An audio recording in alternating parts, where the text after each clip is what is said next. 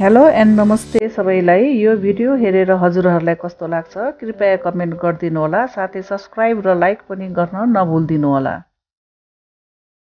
यहाँ आज मैले पुलाउ बनाउने रेसिपी लिएर आएको छु। यो हजुरहरूले घरमा सजिलैसँग बनाउन सक्नुहुन्छ। आज मैले 1.5 किलो बासमती लङ राइस लिएकी छु। पहिला हामी यो चामललाई 2-3 पटक पखालौं।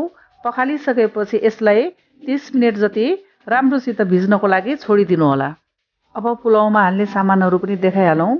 1 सानो कचौरा घिउ, 2 चम्मच गरम मसला, 100 ग्राम काजु, 50 ग्राम किसमिस, एउटा पुलाउ सेन्ट, 2 वटा काटेको प्याज र 3 वटा तेजपत्ता लिने।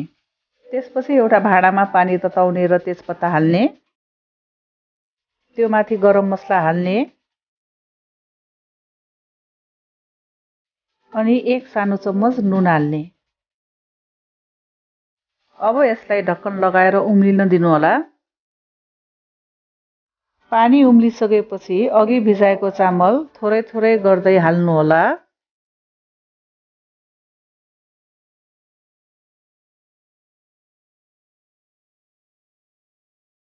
सबै चामल राखिसकेपछि यसलाई एक पटक मजाले चलाउनु होला। अब ढक्कन लगाएर यो चामललाई पकाऊ।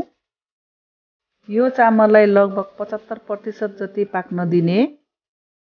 यसलाई पुरै पाक्न दिनु हुँदैन। अब यो कतिको पाक्यो एक पटक हेरौं। यो चामल तयार भइसकेको छ।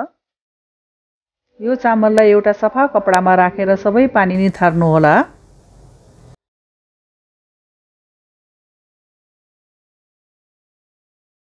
पानी सबै निथरिसकेपछि अब हामी पुलाउको तयारी गर्छौं। अब एउटा मोटो बेस भएको भाँडा लिने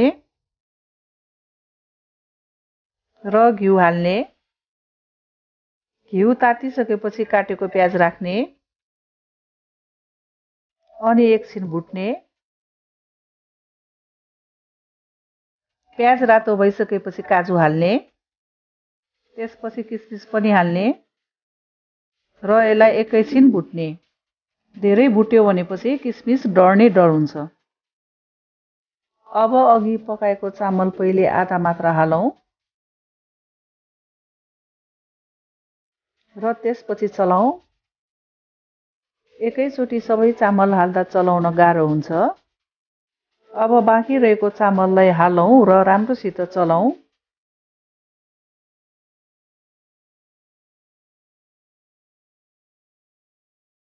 त्यसमाथि पुलाउ सेन्ट छर्किदिने। यहाँ मैले पुलाउको रङ लिएको छु। हजुरहरूलाई मन पर्दैन भने नराख्दा पनि हुन्छ। यदि रङ राख्न चाहनुहुन्छ भने भिडियोमा देखाएको जस्तो गरी राख्न सक्नुहुन्छ।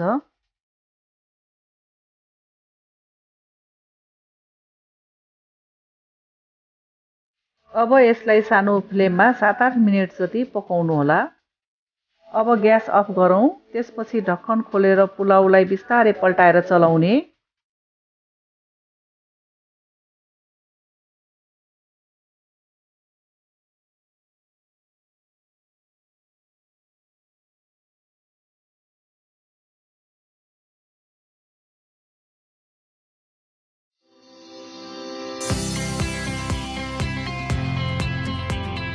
अब हाम्रो पुलाउ तयार भइसकेको छ।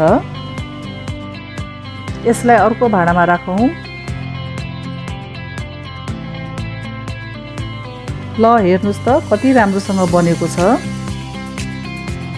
हजुरहरूले अब मासु, अचार अथवा ग्रिन सलादसँग यसको स्वाद लिन सक्नुहुन्छ।